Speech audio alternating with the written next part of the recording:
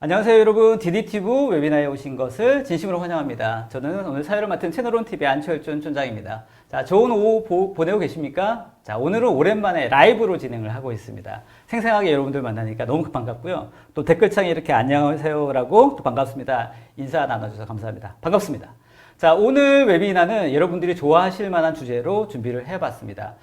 코로나로 아마도 굉장히 어려운 상황이긴 하지만 또 디지털 전환에 관련된 굉장히 가속도를 붙일 수 있는 기회가 되기 때문에 기업들 또 현장에 계신 분들이 디지털 전환, 또 클라우드 전환, 또 그렇게 해서 만들어진 데이터를 가지고 어떻게 비즈니스 인사이트를 도출할 것인지에 대한 고민들이 많으시죠? 오늘 짧지만 굵게 관련된 솔루션을 한번 저희가 전달해 드리고자 해보겠습니다. 자, 오늘 저와 함께 진행해 주실 두 분의 전문가를 소개를 해 드리겠습니다. 먼저 데이터 기반 비즈니스 개발의 전문가시죠. 한양대학교 차경진 교수님 나오셨습니다. 안녕하세요, 교수님. 네, 안녕하세요. 네, 본인 소개 좀 한양대학교 부탁드리겠습니다. 차경진입니다. 네.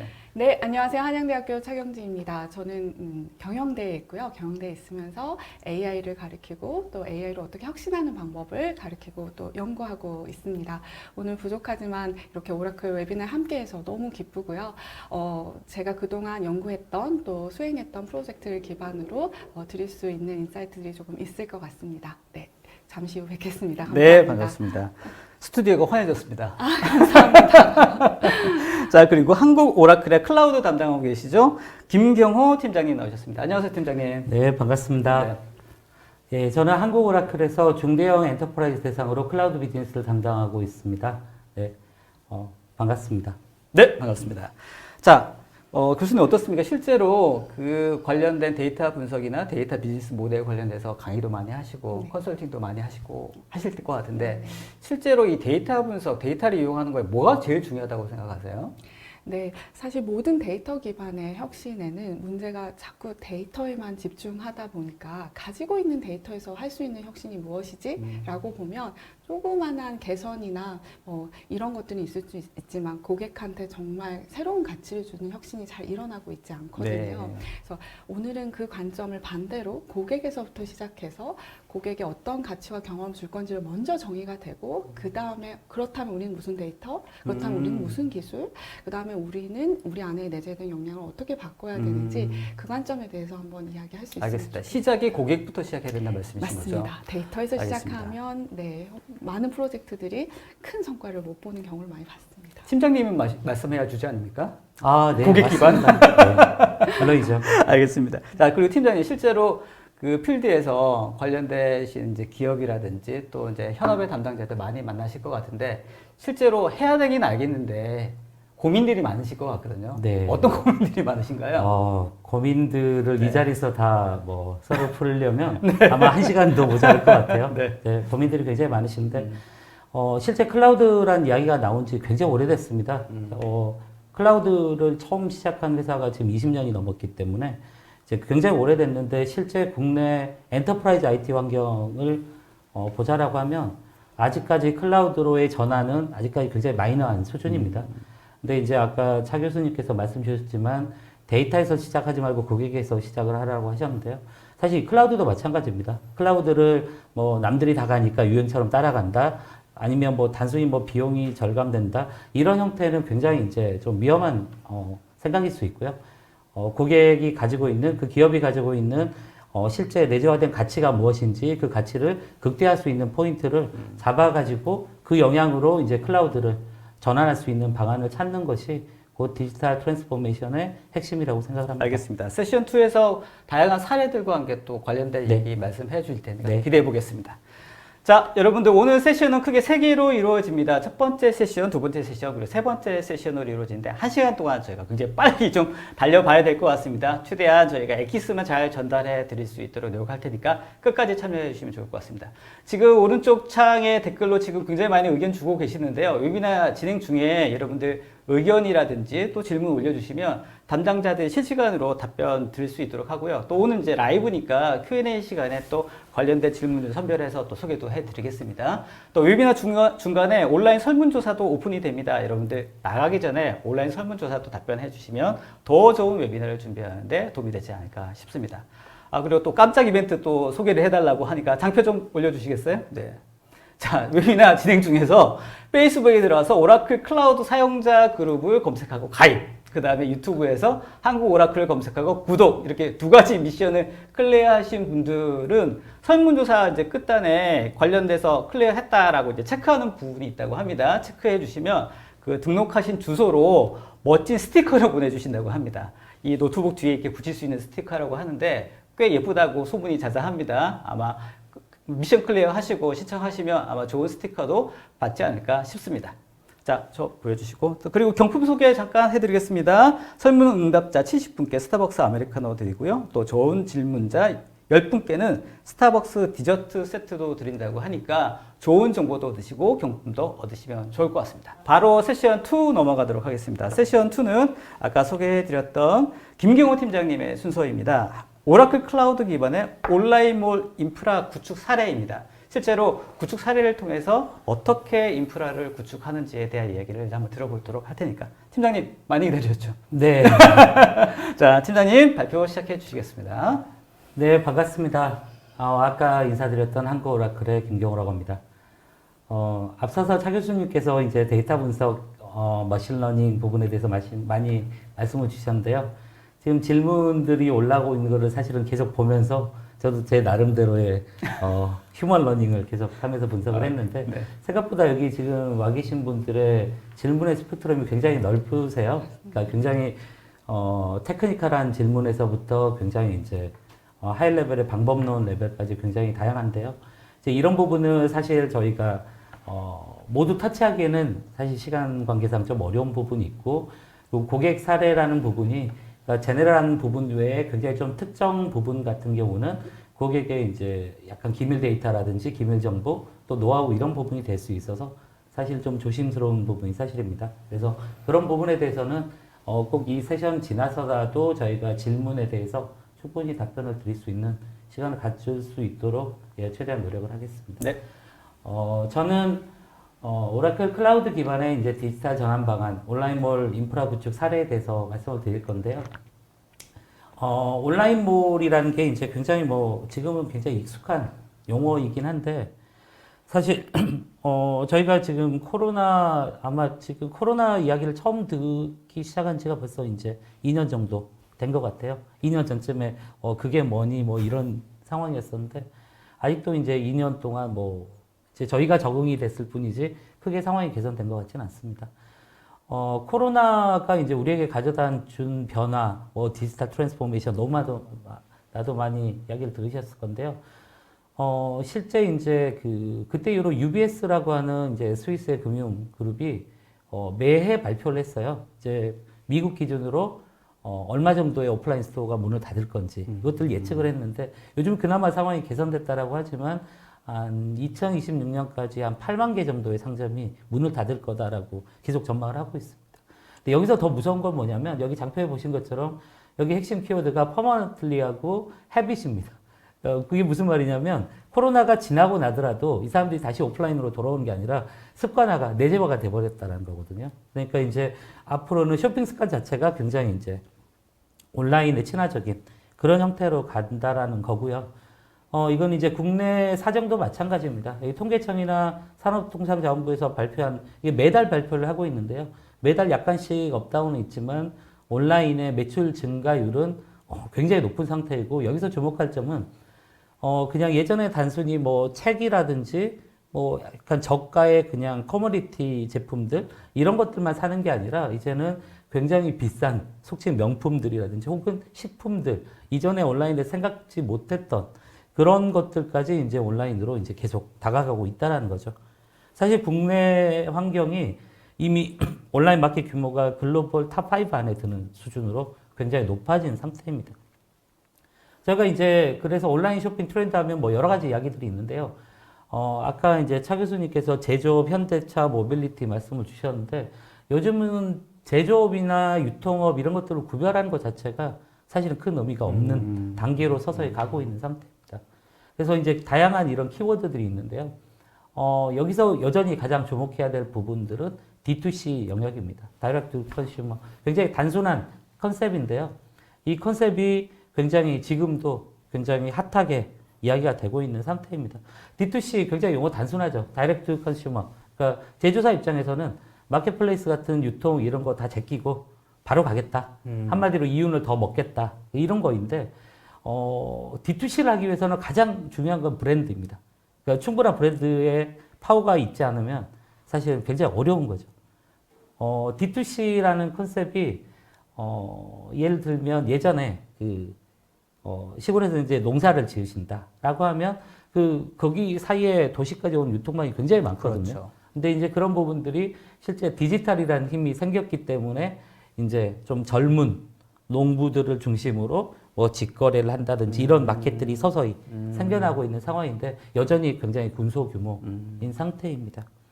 저희가 D2C 하면 진짜 이거는 뭐 아마 지금 듣고 계시는 분들 중에 한 80%는 아실 것 같아요. D2C의 왕자 나이키죠. 나이키에 대해서는 너무 많이 이야기를 들으셨을 건데요.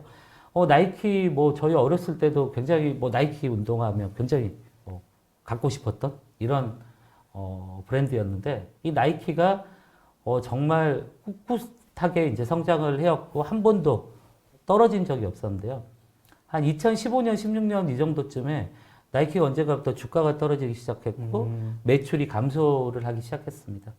그래서 이제 나이키의 그때 당시에 CEO, 지금은 이제 회장님이 되신 마이크 파커라는 분이 이제 선언을 했어요. 2017년에 난 더 이상 중간에 미들맨, 그러니까 중간에 있는 유통 사람들을 그냥 차버리겠다, 없애겠다라고 선언을 했어요. 근데 이게 사실은 말처럼 쉽진 않죠. 그럼요. 그래서 이게 나이키하고 아마존, 여기서 말하는 아마존, 저희가 또 클라우드에서 하기에는 AWS가 아니라 아마존 그 자체인데요. 아마존하고 이제 사실상 전쟁을 시작한 거고, 이거는 최근 5년 동안에 가장 재밌었던 제조업과 유통업의 대표 라이벌전이었죠. 그러면서 나이키가 이제 워낙 브랜드 파워가 있으니까 사실은 가능했던 건데요. 승패가 났나요? 승패가 1차전은 나이키가 판정승을 했죠. 왜냐하면 나이키가 2019년에 드디어 선언을 했습니다. 2017년에 발표를 하고 나서 2019년에 드디어 나는 아마존에서 뺄 거야 해가지고 입점했던 걸 다 빼버렸죠. 빼고 나면 사실은 저희가 아마존이라고 하니까 사실 뭐 해외 쇼핑 많이 하신 분들은 잘 아시겠지만 익숙치 않으신 분을 위해서 잠깐 설명을 드리면 아마존의 미국 시장 점유율은 우리나라로 따지면 네이버, 쿠팡, 쓱 뭐 이런 것들을 다 합친 것만큼이에요. 그러니까 절대로 안 잡니다. 압도적이네요. 아마존을 거치지 않고서는 갈 수가 없는 구조이죠. 근데 이제 나이키가 사실은 브랜드 파워를 가지고 사실은 결국은 2019년 이후로 순이익이 크게 증가를 했고요. 그때 이후로 다시 전년 대비 80% 이상의 성장을 지금 유지하고 있는 상태입니다. 나이키라는 브랜드를 가지고 있는 큰 회사이지만 사실 쉽지 않은 결정이었을 것 같아요. 그렇죠. 네. 그러니까 원래 D2C라는 게 뭐 요즘 들어서 말이 많이 나오고 나이키가 워낙 그 히트를 쳐서 유명해진 전략이긴 하지만 굉장히 오래된 전략이에요. 근데 이게 굉장히 쉽지 않은 거죠. 왜냐하면 실패율이 굉장히 높은 그렇죠. 전략입니다. 근데 어찌됐든 나이키가 이렇게 하면서 이제 많은 회사들이 D2C 전략을 고민하고 있었고 오늘 소개해드리는 두 개 사례도 사실은 D2C를 실행에 옮긴 사례라고 볼 수가 있습니다. 흥미롭습니다. 네. 사실 온라인몰 하면 클라우드 이거 너무나 당연한 이야기예요. 사실 온라인몰이라는 게 이제 탄력성도 중요하고 비용 최적화, 뭐 네트워크 트래픽 뭐 이런 거 중요하고 이벤트 기간 동안의 어떤 대응력, 그다음에 아까 교수님 차트에도 MVP라는 용어가 있었는데 미니멈 바이어블 프로덕트이라는 게 사실 대규모 온프레임 인프라를 갖춰놓고 시작하기에는 비즈니스 리스크가 너무 큽니다. 그래서 이런 MVP 형태로 가야 되는 이런 부분들이 이제 굉장히 이제 중요한 영역들이죠. 그래서 이제 고객들이 제가 만나보면 온라인몰 하면 이제 크게 두 가지를 이야기하세요. 생각보다 D2C 좋아. 근데 비용, 운영 리소스 엄청 많이 들어가고 돈 많이 들어가는데 비용도 중요하고 성능도 보장을 해야 돼. 이렇게 말씀을 하십니다. 사실 비용 좋고 성능 좋고 거의 반칙이거든요. 예, 쉽지가 않은데 그런 요청들을 많이 하시고요. 그다음에 이벤트 하다가 이제 서버가 뭐 다운되거나 이런 것들이 매출하고 직접적인 영향이 있기 때문에 성능에 대한 보장 이런 부분 굉장히 중요하게 생각을 하십니다. 그래서 오늘 이제 오라클 클라우드가 사실 해외뿐만 아니라 국내에도 다양한 온라인몰 사례를 가지고 있는데요. 그 중에 이제 바바 패션 그룹의 바바더닷컴이라는 사례에 대해서 잠깐 이야기를 해보겠습니다. 바바 패션 그룹은 1993년에 설립된 회사인데요. 여성 의류 브랜드로 유명한 회사입니다. 아마 여기 들어오신 분들 중에 남성분들은 뭐 그렇게 익숙지 않으실 건데요. 뭐 아이자바바나 교수님 뭐 아세요? 지굿 뭐 이런 예. 아, 그래요? 네.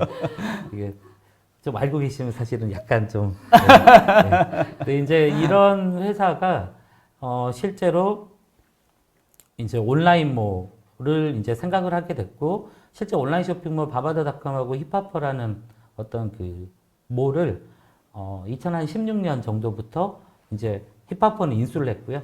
운영을 하기 시작했습니다. 초기에는 이 바바다닷컴이 실제 이제 그 저희 A사 굉장히 클라우드로 유명한 회사죠. 그 A사 클라우드를 기반으로 운영을 했었고요. 사실 온라인몰이 워낙 계속 성장을 하는 산업이다 보니까 계속 성장을 굉장히 크게 해오셨어요. 근데 이제 기존에 이제 바바 패션 브랜드로만 되어 있던 일종의 단일한 자사 브랜드몰 형태였었는데 이제 그 요즘 온라인몰 자체가 굉장히 이제 급변화되어 있고 무신사나 이런 데들 보면 지금 사실 시장은 무신사가 장악했다는 이런 말이 돌 정도거든요. 무신사라는 이런 회사들이 여러 멀티 브랜드를 편집샵 형태로 이렇게 운영을 하면서 이제 그런 것들이 이제 굉장히 온라인 매출이 이제 비약적인 성장을 하는 그런 구조가 됩니다. 그래서 이제 바바 그룹도 우리도 이제 멀티 브랜드 기반으로 종합 입점몰을 만들자라고 결정을 하셨고 이제 이런 부분들이 이제 종합몰로 하다 보면 굉장히 이렇게 기존보다는 성장세라든지 이런 것들이 훨씬 더 가파르게 올라갑니다.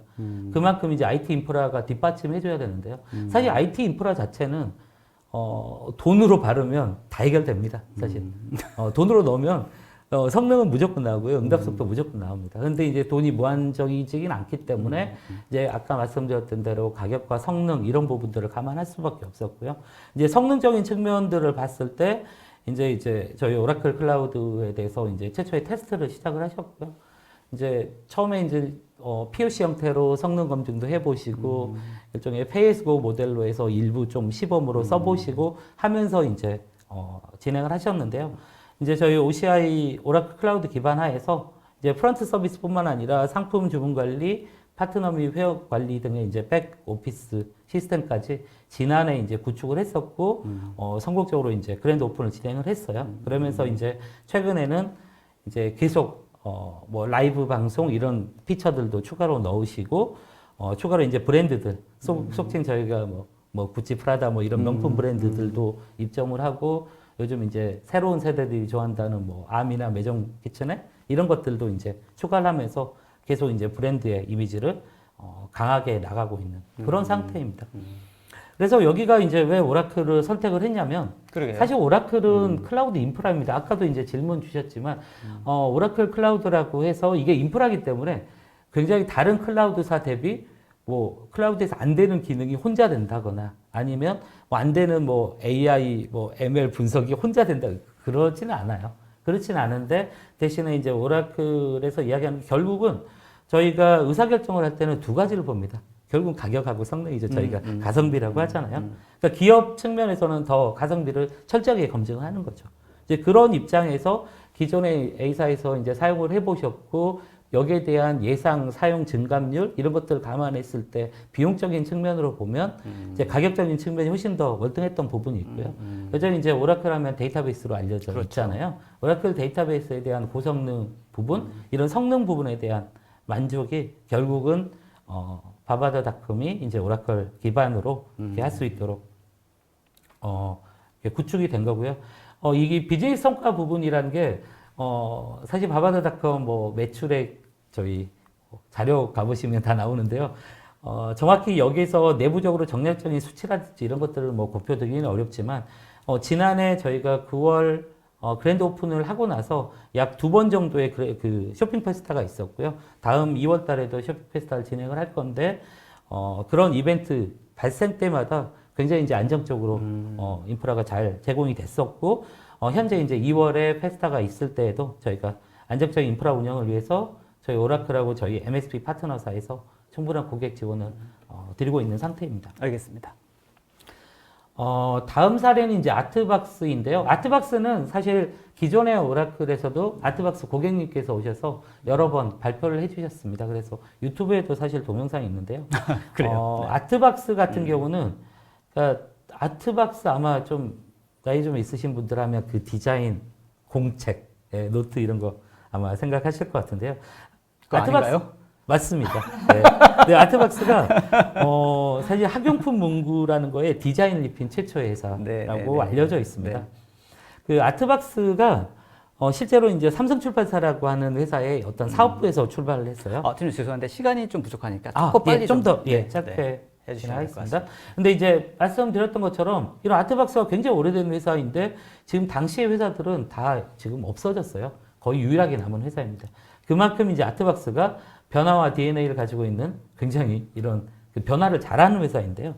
이런 잘하는 회사임에도 불구하고 여기 아트박스가 자체적인 IT 운영 인력들을 다 가지고 있어요. 뭐 ERP, 포스, 인트라넷 이런 거 다 자체적으로 운영하고 계시고요. 기존에 온라인 온프레임 기반으로 품 사업 웹 쇼핑몰, 아트박스 쇼핑몰 다 구현을 하고 하셨었어요. 근데 그럼에도 불구하고 이제 온라인몰을 열다 보니까 굉장히 부담이 많이 갑니다. 365일 동안 무중단으로 진행해야 되고 장비를 항상 최신으로 유지해야 되고 뭐 하드웨어 감가상각은 떨어지고 인건비는 계속 올라가는 이런 상황이다 보니까 이제 아트박스도 이제 더 이상은 안 되겠다. 이제 클라우드로 가야 되겠다라고 고민을 하셨는데 여기 같은 경우는 기존에 이제 오라클 RAC에 대한 이런 그 시스템 무중단 이중화 서비스에 대한 그런 열망이 굉장히 강하셨던 그런 회사였습니다. 이제 그러다 보니까 실제 오라클에 있는 데이터베이스 RAC를 그대로 가져올 수 있는 사실상의 클라우드는 오라클밖에 없거든요. 이제 그런 부분 때문에 이제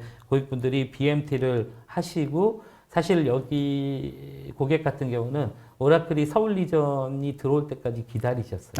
네, 기다리셨다가 고마운 고객이신데요. 미리 이제 미국 네. 리전에서 테스트하시고 네. 서울 리전 들어오자마자 바로 이제 들어가게 됐었는데 당시에 이제 4개의 온라인 쇼핑몰들을 다 이제 오라클 클라우드에다 다 넣었죠.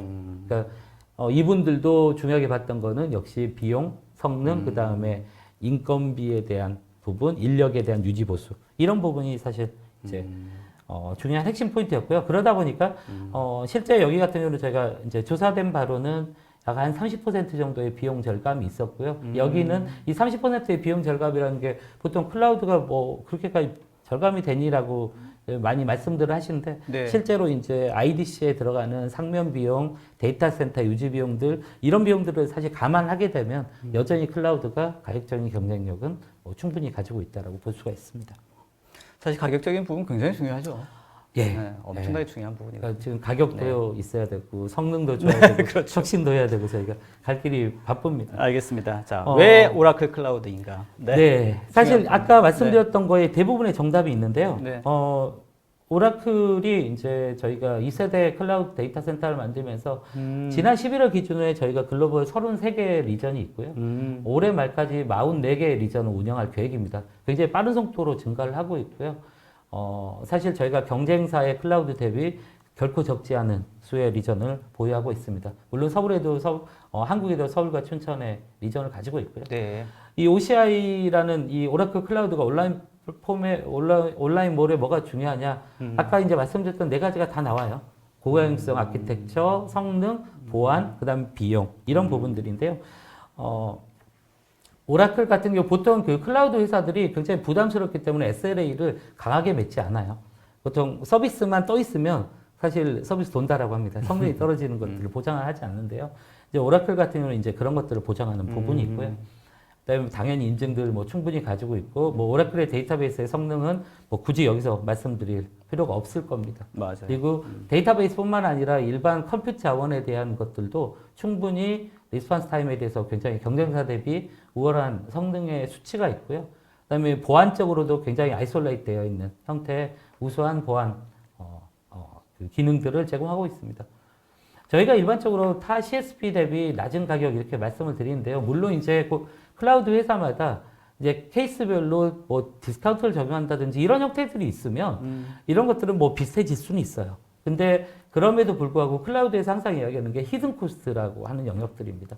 그러니까 히든 코스트가 클라우드의 정책 자체가 복잡할수록 히든 코스트가 발생될 가능성이 커요. 근데 오라클 클라우드 자체는 굉장히 이제 직관적이고 단순합니다. 단순하다 보니까 이제 그런 히든 코스트가 적은 편이 있고요. 저희가 자꾸 이제 네트워크 트래픽을 오라클이 많이 이야기를 하는 이유가 쇼핑몰을 구현하다 보면 뭐 다른 아까 그 아트박스의 고객분도 말씀하셨었는데 생각보다 클라우드 데이터 센터 입장에서 아웃바운드 트래픽이 굉장히 많습니다. 그게 비용으로 많이 돌아와요. 근데 이제 그런 부분들이 오라클에서는 굉장히 최소화되어 있기 때문에 그런 영역들이 실제 훨씬 더 합리적이고 예측 가능한 클라우드 비용을 제공할 수 있고요. 저희가 앞서서 뭐 여러 가지 오라클 피처에 대해서 말씀을 드렸는데 뭐 클라우드 네이티브 MSA 이런 이야기 굉장히 많이 들으셨죠. 이거 나온 지 한 5, 6년, 최소한 7, 8년 된 것 같아요. 근데 네. 지금 아직까지 적용을 이제 고민하고 계시는 분들도 있고 뭐 하고 계시는데 저희가 뭐 쿠버네티스냐, 뭐 컨테이너냐, 뭐 CI/CD 뭐 중요하다 이런 거는 여기서 이야기할 의미가 없을 것 같아요. 근데 이제 그런 서비스들을 오라클 클라우드는 관련 쿠버네티스 엔진 OK부터 해서 관련된 서비스들을 상당수 무료로 제공하고 있습니다. 그래서 이런 부분들을 활용을 하실 수가 있고요. 무엇보다도 MSA 기반의 아키텍처를 설계했거나 파일럿 뭐 이런 구현을 조금이라도 해보셨다? 아마 해보신 분이라면 100% 공감할 수 있는 내용인데요. 결국은 핵심은 데이터베이스에 있어요. 데이터베이스를 마이크로 서비스로 쪼갠다는 게 굉장히 어려운 일이거든요. 근데 기존에 저희가 한 10년, 10수년 전에 이렇게 IT 업계에서 제일 많이 하겠던 게 컨설리데이션이었습니다.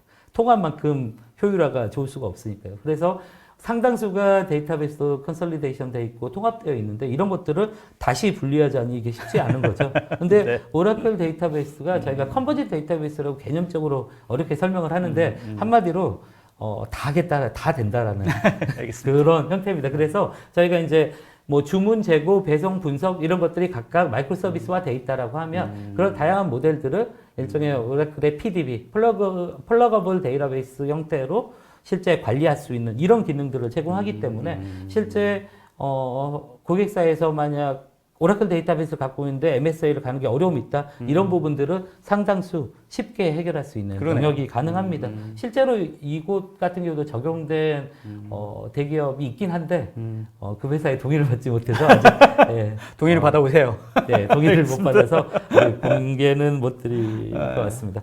저희가 오라클 하면 이제 어떤 이미지가 보통 생각나시나요? 좀 뭐 데이터베이스, 예, 그렇죠? 당연히 아무래도 데이터베이스죠. 데이터베이스죠. 네. 근데 오라클이 사실 데이터베이스로 시작해서 BA, 선, 마이크로 시스템 이런 거 인수하면서 자바도 오라클의 그렇죠. 판권이고요. 네, 네. 그다음에 저희가 코어부터 해서 ERP, CRM, HCM 사실 없는 게 없는 저희 백화점입니다. 네. 그러니까 엔드투엔드로 다 가지고 있는데요. 이런 기술들이 오라클이 이제 다 클라우드에 모두 다 응집되어 있는 상태입니다. 그래서 제가 이제 앞서서도 뭐 고객의 가치 뭐 어떤 거에서 시작할 거냐라고 여쭤봤는데 온라인몰이라는 게 보통 뭐 여기도 D2C하고 D2C 하니까 온라인몰, 온라인 플랫폼 구축을 하겠다라고 하면 보통 유행 따라 구축하시는 경우도 있고요. 목적 그렇죠, 없이 구축하시는. 그렇죠. 따라하거나. 그럼, 예. 그러면 아니면 동종업계가 뭐 했니? 해가지고 그렇죠. 하면 거기 네. 있고 그대로 따라가는 이런 형태들이 많으신데요. 제가 오늘 오라클 클라우드의 장점 위주로 설명을 드렸었는데 보통 대부분의 클라우드 회사들이 약간 대동소이한 영역도 있고요. 약간 차별화된 서비스도 있습니다.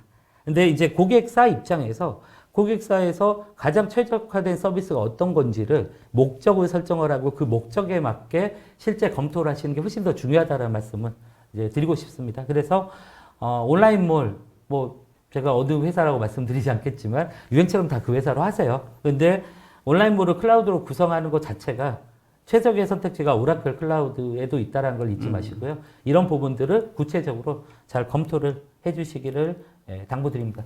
참고로 이거는 제가 뭐 광고비를 받지는 않았고요. 바바다닷컴에서 2월 달에 다시 한번 대규모 쇼핑 페스티벌을 하신다고 하더라고요. 그래서 참고하시고 즐거운 쇼핑 되시기를 바라겠습니다. 네. 감사합니다. 네, 수고하셨습니다. 자, 팀장님 이 아이템도 이 사례들에 대한 어떤 그런 페인 포인트라든지 어떻게 구축했고 이제 이런 스토리를 얘기하다 보면 사실 시간 되게 많이 필요할 것 같습니다. 네, 맞습니다. 네. 시간이 너무 짧습니다. 네. 자, 어떻게 잘 수고하셨고요. 네. 자, 잘 들으셨습니까? 이제 세션 3 하나 더 남아 있습니다. 전체적으로 시간이 조금 딜레이 됐는데 세션 3도 꽤 재미있는 주제로 준비를 했습니다. 한국 오라클의 박소희 부장께서 준비를 해주셨는데 세계 1위 푸드 기업의 머신러닝을 활용한 타겟 캠페인 가속화라고 하는 굉장히 섹시한 주제입니다.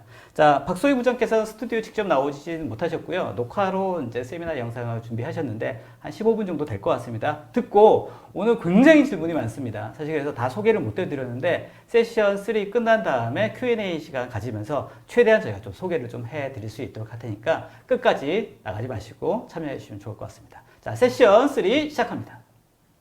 저희 고객사 중에서 머신러닝을 잘 활용해서 캠페인을 가속화시킨 사례입니다. 일단 먼저 준비한 어젠다는 다음과 같은데요. 앞에서 교수님이 말씀해 주시긴 했지만 뉴 노멀 시대의 트렌드가 어떤가 잠깐 저희가 보고 넘어갈 거고요. 그것을 활용한 고객이 머신러닝 활용 사례에 대해서 말씀을 드리도록 하겠습니다.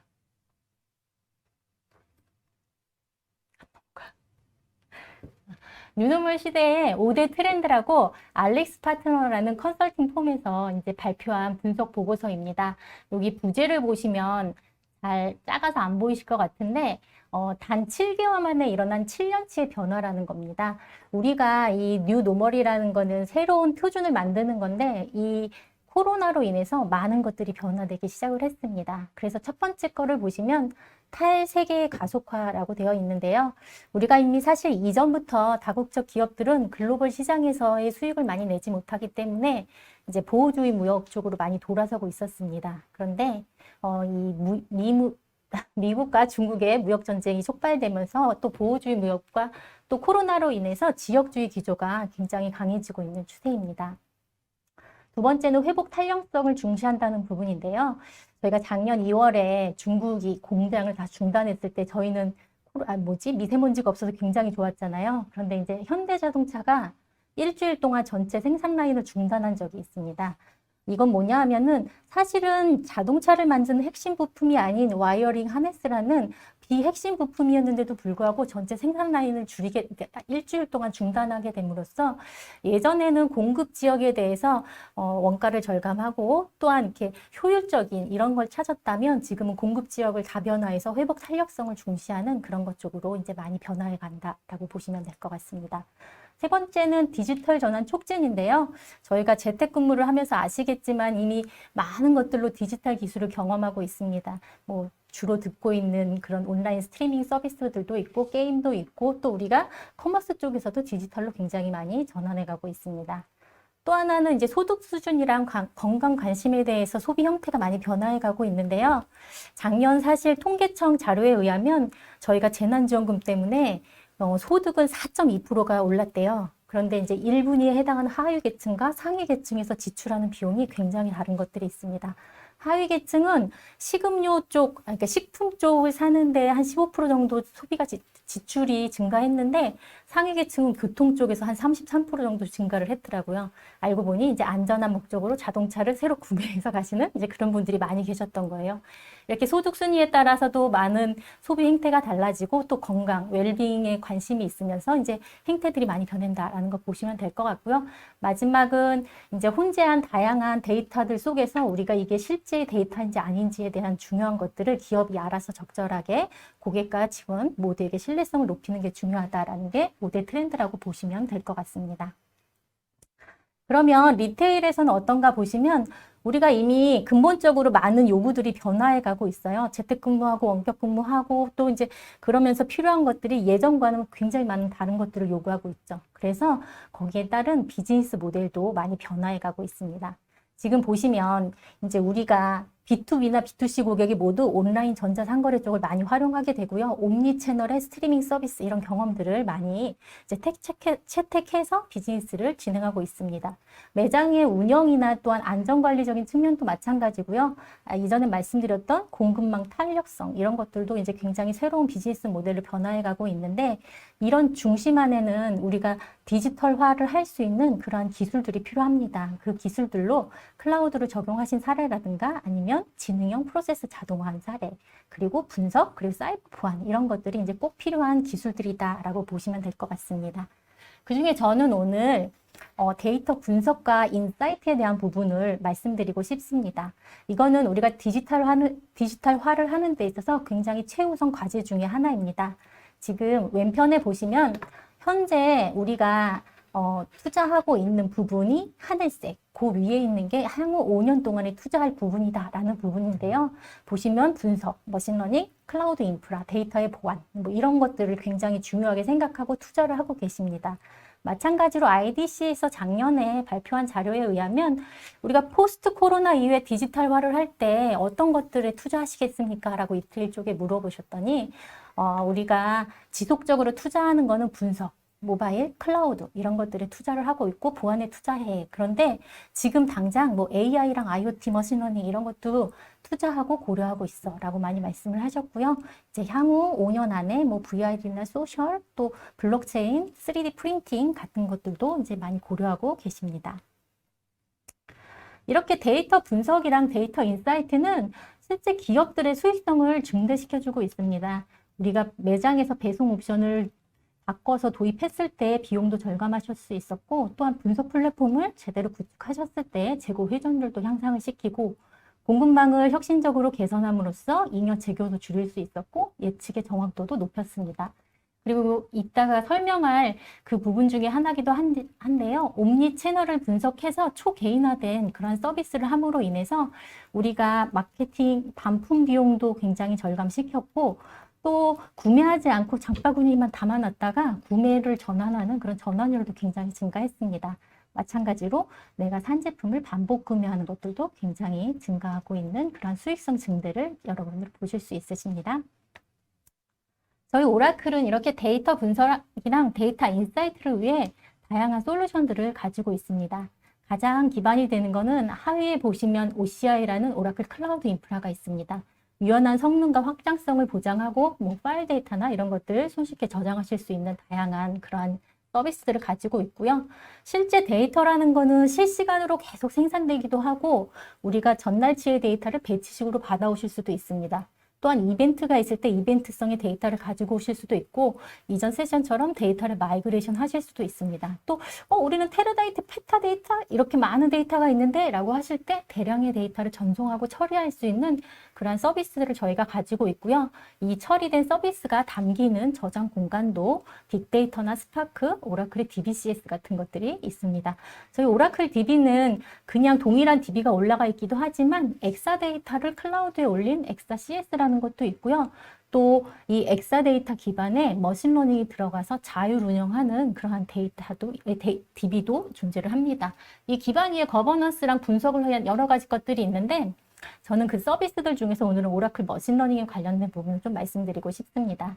지금 보시면 오른편 상단에 뭐 파이썬이나 SQL, R 이런 것들을 코딩을 해서 여태까지 이제 데이터 과학자들이나 이런 분들이 머신러닝을 하셨을 거예요. 막 알고리즘도 알아야 되고 랭귀지도 알아야 되고 우리 데이터의 비즈니스도 알아야 되고 그런데 그럴 뿐만 아니라 내가 지금 마케팅 팀인데 내가 지금 이 회원들에 대해서 분류하고 예측하고 싶어 라고 할 때 손쉽게 쓰실 수 있는 현업용 머신러닝 같은 것들을 저희가 제공하고요. 또 무엇보다도 오토 ML이라 그래서 나 잘 몰라도 그냥 원하는 예측을 딱 선택을 하시면 쓸 수 있는 그러한 오토 ML 기능도 저희가 제공해 드리고 있습니다. 여기서 잠깐 제가 질문 하나 드려도 될까요? 네, 네. 지금 표를 보면 다양한 그 분석 솔루션들이 있는데 좀 전에 오토 ML 말씀해 주셨잖아요. 네. 네, 이제 시청자 중에서 오토 ML에 대해서 좀 더 구체적인 설명을 좀 요청하시는 분이 있어서 조금 더 구체적인 설명 좀 해주시면 될 것 같아요. 알겠습니다. 저희 이 오토 ML은 우리가 머신러닝 알고리즘을 몰라도 돼요. 내가 뭘 예측하고 싶어라는 걸 알면 돼요. 이제 예를 한번 드려보면 판매 데이터들이 있어요. 그럼 이제 판매 데이터 속에는 언제 판매했다는 일자, 어느 매장에서 팔았다, 뭐 어느 지역에서 팔았다, 어떤 제품을 팔았다, 고객은 어떤 고객이고, 나이대는 어떻고, 성별은 어떻고, 어디 지역에 산다. 뭐 이런 정보들이 있을 거잖아요. 그리고 이제 판매를 얼마큼 했다라는 판매 금액. 그럼 내가 판매 금액을 알고 싶어. 근데 앞을 예측하고 싶은데 어떠한 속성들이 얘한테 영향을 미치는지 궁금해. 이런 걸 하시려면 사실 그 알고리즘들을 다 찾아가면서 형상도 추출해야 되고 알고리즘을 어떤 걸 쓸지 정확도는 어떤지 막 이런 것들을 아셔야 하는데 다 상관없이 나 지금 이 판매 데이터 안에서 판매를 예측하고 싶어. 판매 금액을 이렇게 선택을 하시면 거기에 대해서 어떤 애들이 보니까 연령대가 제일 큰 영향을 미쳤고 지역도 큰 영향을 미쳤어. 그럼 그런 값들을 자기가 이 변수 선택에서 자동으로 선택을 하고 그래서 알고리즘을 돌리는 거예요. 뭐 디시전 트리도 돌릴 수 있고, 우리가 랜덤 포레스트도 돌릴 수 있고, 뭐 신경망, 뉴럴 네트워크도 돌릴 수 있고, 아니면은 뭐 요즘 유행하는 XG 부스트 같은 것들을 다 자기가 돌려요. 그래서 돌린 다음에 가장 정확도가 좋고 적용 가능한 그런 모델을 만들고 얘를 완성해서 고객이 바로 쓰실 수 있도록 배포까지 해주는 그런 걸 오토 ML이라고 합니다. 네. 그럼 다음은 그렇게 저희의 분석, 하나 더 넘어갔네요. 저의 분석을 통해서 이점을 이미 얻고 계신 그 고객들의 유통 고객들을 소개드리도록 하겠습니다. 지금 앞에 있는 첫 번째 고객은 그 편의점 체인 중에서 우리나라에도 굉장히 많이 들어와 있는 그러한 곳입니다. 여기는 운영 쪽에 있는 어플리케이션과 분석 어플리케이션을 저희 걸 쓰고 계시다가 우리가 좀 IT가 좀 노후된 것 같아. 그래서 이제 근대화시키겠어 라는 걸로 클라우드 전환을 하셨습니다. 그래서 온프라임에 있는 뭐 ERP나 이런 모든 어플리케이션도 다 클라우드로 왔고요. 분석도 다 클라우드로 왔고. 그러고 났더니 온프라임 대비 30배 이상의 빠른 성능과 통합해서 더 손쉽게 쓰실 수 있는 그런 장점을 얻으셨습니다. 뿐만 아니라 기존에는 없었던 DR 시스템도 빠르게 구축을 하셔서 이제 우리가 장애에 대한 대응도 잘할 수 있다라고 굉장히 좋아하신 사례고요. 두 번째는 이제 중국의 식품, 야채 소매업입니다. 여기는 저희 오라클 데이터가 아닌 타 데이터를 있었는데 분석을 저희 거 갖다 하신 거예요. 그래서 재고 데이터, 판매, 고객, 구매 패턴 뭐 이런 것들을 갖다 판매를 예측하고 마케팅하고 공급망 사용할 수 있도록 하는 그런 걸 하셨고요. 세 번째 사례는 제가 이따 소개해드릴 머신러닝을 통해서 캠페인을 가속화시킨 사례입니다. 그리고 네 번째는 신발 제조하고 유통하는 그런 독일 기업입니다. 여기는 이제 중국 쪽 시장에 진출하고 싶으셨어요. 그래가지고 디지털화를 통해서 빠르게 어떻게 중국 시장의 마켓을 분석하고 여기다 진출 가능한지 알고 싶다라는 걸로 이제 저희 분석 솔루션이 들어가서 전자상거래도 운영하실 수 있고 런칭할 수 있는 그런 앱도 같이 개발하신 그러한 사례입니다. 마지막으로는 북미에 있는 골프 업체인데요.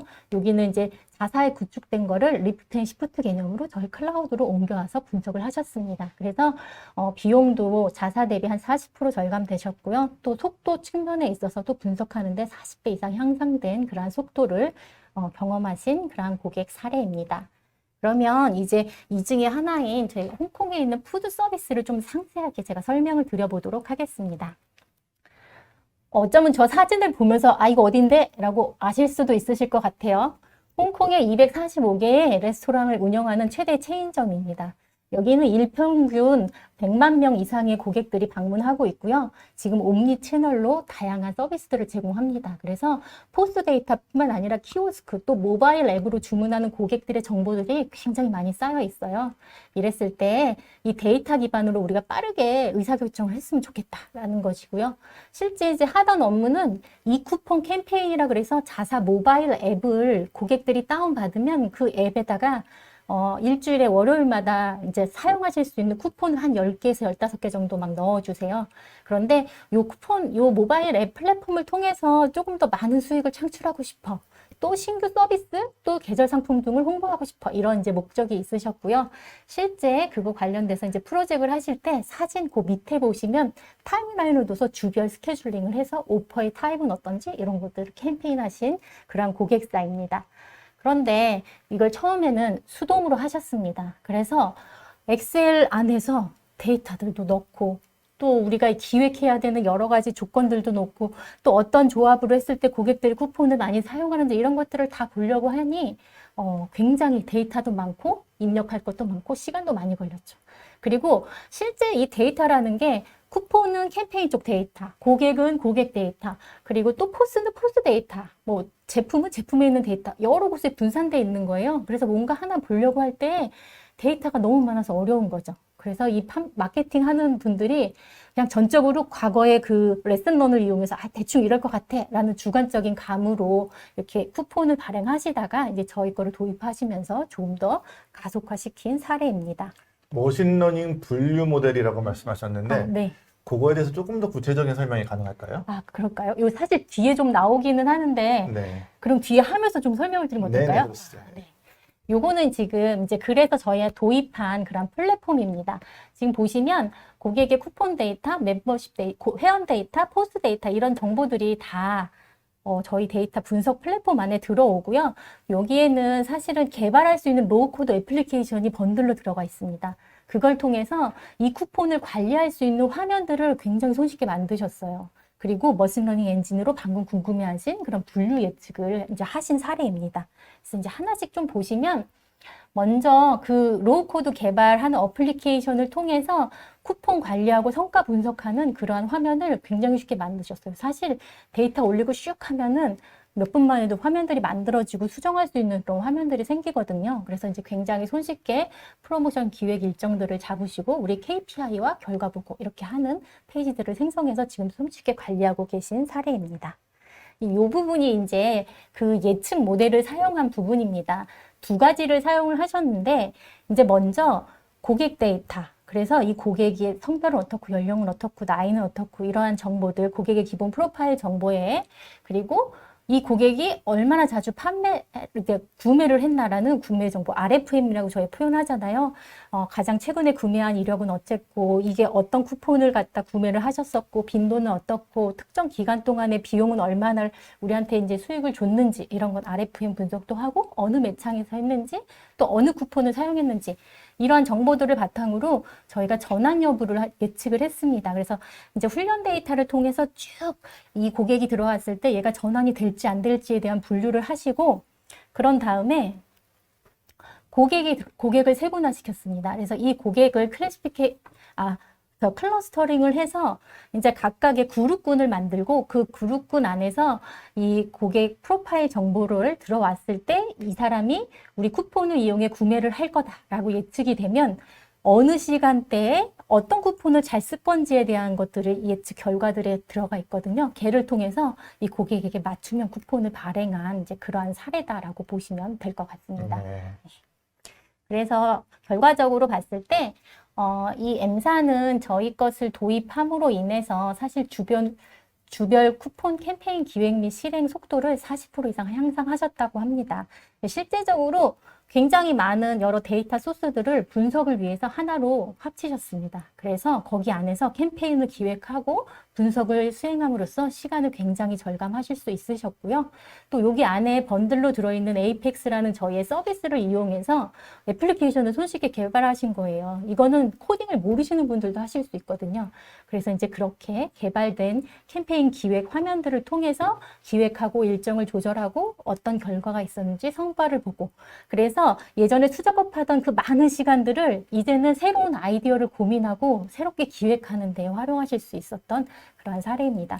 마지막으로 이 예측 모델은 사실 기업들은 작년 2020년도 그 MIT 리서치를 보시면 AI 머신러닝을 도입한 고객들이 그래도 45%나 된대요.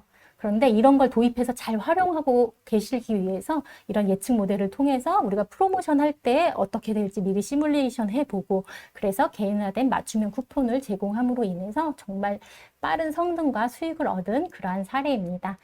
여기까지 제가 드리고 싶은 말씀 다 드린 것 같습니다. 네, 여러분 세션 3 잘 들으셨습니까? 네. 자, 시간이 좀 많이 지났습니다. 그래서 아까 저희 이제 얘기를 좀 했는데 바쁘신 분들은 나가셔도 좋고요.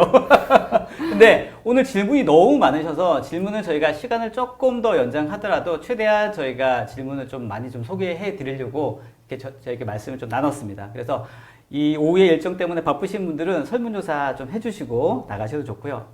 나 시간 좀 됐다라고 하시면 직접 올려주신 질문에 대해서 저희가 선별해서 몇 가지 좀 답변 좀 드릴 수 있도록 하겠습니다. 자, 굉장히 질문 많으시는데 일단 먼저 우리 팀장님께 먼저 먼저 질문을 좀 해드려야 될 것 같은데, 제가 질문을 먼저 네, 강덕진님이 질문을 올려주신 거였는데요. 클라우드 서비스를 사용하다 보니 네트워크 속도도 무시할 수 없을 것 같은데, 그죠? 어느 정도 네트워크 속도가 보장되어야 이상 없이 사용이 가능할지와 또 VM 실행 개수에 따라서 네트워크 속도에 영향이 없는지 궁금합니다. 라고 강덕진님이 질문해 주셨습니다. 네. 여기 질문에서 특히 이제 얘를 온프레미스로 VM을 한 150개 정도 동시에 사용하고 계신다라고 했는데요. 150개 뭐 적지 않은 VM 개수죠. 이 네트워크 저희 오라클 클라우드 같은 경우는 저희 스마트 NIC 스마트 NIC 기반으로 구성이 되어 있습니다. 그래서 트래픽이 증가되더라도 네트워크 속도가 일정하게 유지되는 아키텍처를 가지고 있고요. 저희가 이제 제가 아까 세션 중간에도 말씀드렸지만 타클라우드하고 달리 그 네트워크 성능에 대한 이런 성능 부분도 SLE로 보장을 하고 있기 때문에 이런 부분은 크게 걱정하지 않으셔도 될 것 같습니다. 알겠습니다. 자, 이번에 교수님 질문도 엄청 많이 올라왔거든요. 그 중에 두 가지만 오늘 좀 소개를 좀 해드리려고 하는데, 네.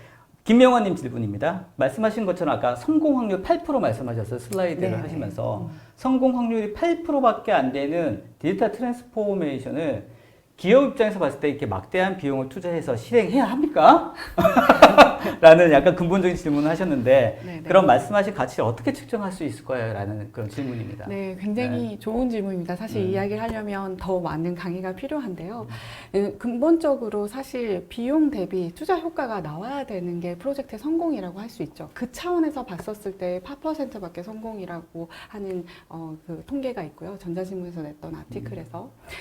실제로 기업에서 보면 빅데이터에 엄청나게 많이 투자했는데 그만큼 효과를 못 보고 있다는 그런 이야기를 너무 많이 듣습니다. 그래서 제 강의에서도 말씀드렸던 것처럼 일단 투자부터 많이 한다고 해서 엄청난 혁신을 가져오는 게 절대 아니다. 어떤 가치를 줄 건지가 먼저 돼야 되는데요. 방금 가치 측정 말씀해 주셨는데요. 이 가치에도 4단계가 있습니다. 먼저 첫 번째 단계는 뭐 업무 자동화를 한다든지 요즘 RPA 뭐 이런 이야기 많이 하죠. 이런 식으로 이제 데이터 기반에서 혁신을 하는 그런 근본적인 1단계 가치가 있고요.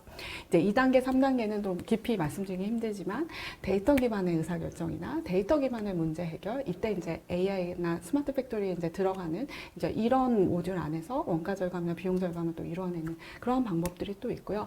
사실 오늘 제가 말씀드리고 싶었던 거는 근본적인 우리 제품의 우리 서비스에 대한 가치 혁신을 이야기하는 겁니다. 그래서 새로운 비즈니스 모델들로 일으키는 거죠. 그래서 펠라톤에서 보셨던 것처럼 새로운 비즈니스 모델, 원래 서브스크리션 피라는 그런 비즈니스 모델은 가정 내 운동 헬스기계에는 없었거든요. 또 하나 예를 드려보면, 예를 들면 사장님, 냉장고의 본질적인 의미는 뭐죠, 원래? 냉장고요? 예. 왜 필요하죠, 우리가? 음식물이 가치가 어떤 썩지 가치? 않게끔 보관하는. 음식물을 아주 신선하게 보관하기 네. 위한 그 가치 때문에 사람들이 샀는데요. 그 가치가 점점 안 중요해지고 있습니다. 그래요? 저는 오늘 아침에도 네. 마켓컬리에서 또 그 신선한 야채를 주문받아서 갈아 마시고 왔습니다. 네. 기존에는 유통망이 잘 안 발달되고 이랬을 때는 일주일에 한 번씩 힘들게 장을 봐서 일주일치 먹을 식량을 잘 신선하게 보장하는 게 굉장히 중요한 거였는데요. 생각해 보세요. 수도권의 이 부동산 대란에서 이 비싼 땅에 그 많은 평수를 냉장고가 차지하는 거에 대해서 이제 우리가 다가온 디지털 세대들은 그 가치에 대해서 중요하게 생각하지 않습니다. 그래서 자꾸 이제 저희가 트렌드를 읽어보면 포터블 냉장고, 그 다음에 최소한 식탁 밑에 붙이는 냉장고, 네. 뭐 이런 식으로 냉장고의 미닝도 달라질 겁니다. 그럼 네. 이거를 경험을 설계해야 돼요. 다시 새로운 가치로. 네. 예를 들면 냉장고가 물건을 신선하게 보관하는 가치가 아니라 푸드 스타일러. 아니면 내 당뇨병을 지켜주는 새로운 가치를 줄 수 있는 그 차원에서 고민하시고 그걸 위해서 그럼 우리는 어떤 데이터를 더 수집해야 되고 어떤 서드 파티의 데이터와 인테그레이션 시켜서 심리스한 연결된 경험을 줄 건지 이러한 가치가 사실 근본적인 혁신을 일으킬 수 있는 가치라고도 볼 수 있습니다. 그럼 가치를 측정한다라는 차원에서는 그 쉽지는 않겠네요. 실제로 이걸 어떤 그러니까 근본적으로 측정하는 거는 투자 대비 ROI겠죠. 이제 그런 식으로 프로젝트는 측정하는 프레임들이 다 있고요. 제가 이제 오늘 말씀드리고 싶은 거는 빅데이터 프로젝트를 그렇게만 볼 게 아니라 근본적인 우리 사업의 본질과 서비스의 가치까지 확연히 올려줄 수 있는 아까 펠라톤이 400불 주고 팔던 운동기기가 마치 2,000불에서 서브스크립션 피 50불씩 내야 되는 것처럼 그 가치는 익스포넨셜하게 네. 올라갈 거라고 생각합니다. 네. 알겠습니다. 주말에 냉장고를 한번 보려고 갔더니 가격이 엄청나게 올라갔더라고요. 그렇죠. 네네. 자, 우리 팀장님 두 번째 질문 한번 보도록 하겠습니다. 자, 양재영님 질문인데요. 오라클 기반의 온라인몰 인프라 구축 시 피크 부하 및 트래픽의 즉시 대응이 가능하도록 서비스 중단 없는 증설 확장이 지원이 되는지 궁금합니다. 네. 저희가 보통 온라인몰 구축이라고 하면 이제 와스라고 불리는 애플리케이션 레이어가 있을 거고 데이터베이스 레이어가 있을 건데요. 저희 이제 애플리케이션 레이어의 와스 같은 경우는 물론 이제 다른 클라우드 CSP와 동일하게 저희가 오토 스케일링 기능을 제공을 하고 있고요. 추가로 이제 저희 같은 경우는 데이터베이스 레이어에 대해서도 오토노머스 데이터베이스라는 거를 이용을 하면 이것 자체도 데이터베이스 자체도 무중단으로 오토스케일을 제공할 수가 있습니다. 알겠습니다. 이게 이제 클라우드의 장점이자 네, 그렇죠. 굉장히 강점이라고 볼 수 있겠죠, 그죠? 그렇죠. 네, 알겠습니다. 또 이제 교수님께 또 질문인데요. 여현동님 질문입니다. 자, 머신러닝 기반의 고객 데이터를 예측하는 솔루션을 도입했다고 하면 데이터 마이닝이나 데이터 분석과 관련된 전문가가 사내에 필요한가요? 네. 이런 고민이 실제로 많으실 것 같아요. 그죠? 네, 좋은 질문이십니다. 사실 최근에 이렇게 굳이 코딩을 알지 않아도 이렇게 드래그인 드롭으로 굉장히 쉬운 인터페이스로 예측 모델을 간단하게 만들어 볼 수 있는 이러한 솔루션이 굉장히 많이 나왔는데요. 저는 이제 긍정적인 신호라고 생각합니다. 데이터를 누구든 접근성을 훨씬 더 높여주는 관점에서 굉장히 좋은 접근이기는 하지만 그럼에도 불구하고 저는 이제 현업에 있는 그 문제를 가지고 있는 도메인 날리지가 있는 이런 분들이 실제로 데이터 역량을 키워야 된다고 생각합니다. 근데 이걸 되게 어려워하세요. 어렵죠. 그런데 어렵지 않나요? 지금 저는 경영대 안에서 우리 경영학과에서 문과생들을 대상으로 그러한 강의를 하고 있고 저희가 70%를 코딩을 가르치고 있어요. 모든 전교생이 진짜요? 모두가 다 파이썬을 배우게 될 거고요. 네. 지금 AI 모델까지 다 해석합니다. 왜냐하면 앞으로 마케팅 에어리어, 그다음 파이낸스에서 리스크 예측 굉장히 많은 부분들이 데이터가 필요한데 그때마다 데이터 서비스 조직이 요청할 수 없습니다. 데이터 서비스, DX 조직 뭐 이런 데들이 제가 가장 크게 안타까운 건 자꾸 이제 DX 조직들이 자꾸 성과를 내려고 해요. 근데 그러려면 현업 사람들을 다 이제 만나야 되고 이분들이 어떤 니즈가 있는지를 리스트업을 한 다음에 우선순위로 이 올해의 성과를 정하시거든요. 근데 그렇게 해서는 근본적인 혁신이 일어나지 않고요. 실제로 이분들이 이 데이터를 할 수 있도록 데이터 서비스 조직은 클라우드 보안, 그 다음 데이터 파이프라인 설계해서 이 데이터를 쉽게 뽑아볼 수 있도록 이렇게 좀 진행이 돼야 되고 실제로 데이터 서비스 조직이 예를 들면 데이터를 기획하는 부서도 있지만 더 중요한 건 데이터를 이렇게 처리하거나 데이터 엔지니어링 관점에 이러한 인력들이 더 많이 확충돼야 될 필요성이 굉장히 높고요. 왜냐하면 이 현업에 있는 부서들이 빠르게 이 데이터를 받아보고 분석할 수 있게끔. 그래서 저는 분석은 현업에 있는 사람들이 해야 되고 이 분석할 수 있는 데이터를 서비스하는 거는 이제 엔지니어링 조직에서 해야 되기 때문에 사실 솔루션은 딥하게 분석하기에는 솔직히 적합하지 않습니다. 그렇기 때문에 실제로 리스킬링을 시켜야 되고요. 최근에는 기업들이 이제 데이터 전문가들을 이렇게 데려오기 위해 스톡 옵션, 인센티브 굉장히 마켓에서 구하기가 굉장히 어려워요. 그래서 다시 전략을 바꿔서 기존에 있는 상기 인력들, 저희 이번에 이제 모사도 상기 인력들 대상으로 60명을 딥러닝까지 다 가르쳐서 뭐 A/B 테스트 아까 말씀드렸던 내재화하자. 내재화를 하고 있거든요. 그래서 이런 부분들을 사실 두려워하지 않고 도전해 보셨으면 네. 좋겠고 뭐 좀 역량을 좀 키울 수 있도록 사실 그들도 배우고 싶어 합니다. 네, 그 네, 열정이 네, 있기 네. 때문에 이런 부분을 좀 근데 고려하시면 그 허들이 이제는 많이 낮아졌나요, 실제? 그렇습니다. 파이썬 뭐 해보신 분들은 좀 더 다 네. 알겠지만 기존 언어보다는 네. 굉장히 인터프리티브 하기 때문에 굉장히 좋고요. 알겠습니다. 그리고 본인이 가질 수 있는 이제 가설을 수립하고 이걸 하는 게 통계적인 기법이 아니라 이런 예측 기법으로도 이런 게 되는구나. 클러스터링 이렇게 되는구나. 이런 알아가는 재미들도 다 있으신 것 같습니다. 알겠습니다. 그래서 하실 말씀이 많으시죠? 죄송합니다. 제가 말을 끊어내서. 아마 오라클에서 아까 세 번째 박소희 부장께서 말씀하신 머신러닝 활용한 여러 가지 네네. 이제 데모라든지 소개도 해주셨는데 아마 오라클에서도 이제 이런 인공지능, 머신러닝 관련된 이런 교육이라든지 프로그램들도 준비되시면 또 네. 소개를 해주시면 네. 좋을 것 같아요. 네, 생각이 듭니다. 알겠습니다. 네. 네. 자, 1시간 20분이 지났습니다. 죄송합니다. 아까 사전에 좀 양해 말씀드렸듯이 좀 시간이 많이 지났습니다만 또 좋은 질문도 또 피드백도 많이 좋으시고 하고 또 오늘 나오신 두 분의 전문가께서 또 이 각각의 분야에서 또 전문가이시기도 하셔서 조금 더 저희가 연장해서 질문에 대한 답변 드릴 수 있도록 했으니까요. 양해 부탁드리겠습니다. 자, 1시간 동안 진행했습니다. 여러분들 오늘 질문 많이 주셨는데 미처 답변 드리지 못한 부분도 좀 있는데요. 나중에 담당자들이 확인해서 또 개별적으로 답변 드릴 수 있도록 할 테니까요. 이 웨비나 끝난 다음에도 다시 보기에도 가능합니다. 혹시 미처 놓쳤던 부분들이 있다고 하면 다시 보기 가능하고 또 추가적으로 문의사항도 할 수 있으니까요. 꼭 좀 그렇게 나중에라도 소개해 주시면 좋을 것 같습니다. 자, 그리고 온라인 설문조사 아직 남아있으니까요. 나가기 전에 꼭 좀 부탁드리겠습니다. 한마디씩만 짧게 우리 팀장님부터. 네, 오늘 아까 오늘 코로나 소식을 말씀을 주셨는데요. 네네.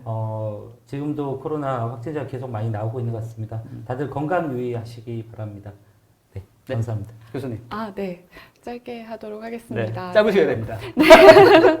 네, 이렇게 오라클 웨비나에 초대해 주셔서 감사하고요. 여기 오신 분들이 사실 우리나라에서 데이터를 가지고 혁신을 일으켜야 되는 중요한 역할들을 하고 계시는 분들인 것 같습니다. 근데 어려움이 많지요. 오늘 많이 이야기했던 것처럼 힘내시고 네, 같이 잘 갈 수 있으면 좋겠습니다. 알겠습니다. 새해 복 많이 받으세요. 그거 마지막 하려고 아, 그랬는데. 자, 감사합니다. 제 생각에는 세션 2 준비해야 될 것 같습니다. 시즌 2 해가지고 네. 요 멤버 해가지고 또 네. 다른 네. 내용으로 한번 준비해 보면 네. 되게 재밌지 않을까 싶습니다. 알겠습니다. 자, 설 연휴입니다. 여러분 이제 곧 시작되는데 새해 복 많이 받으시라는 말씀드리면서 인사 같이 드리면서 마무리하도록 하겠습니다. 끝까지 참여해주신 분들 너무 감사합니다. 감사합니다. 감사합니다. 새해 복 많이 받으세요. 새해 복 많이 받으세요. 네, 새해 복 많이 받으세요. 같이 손 흔들어요.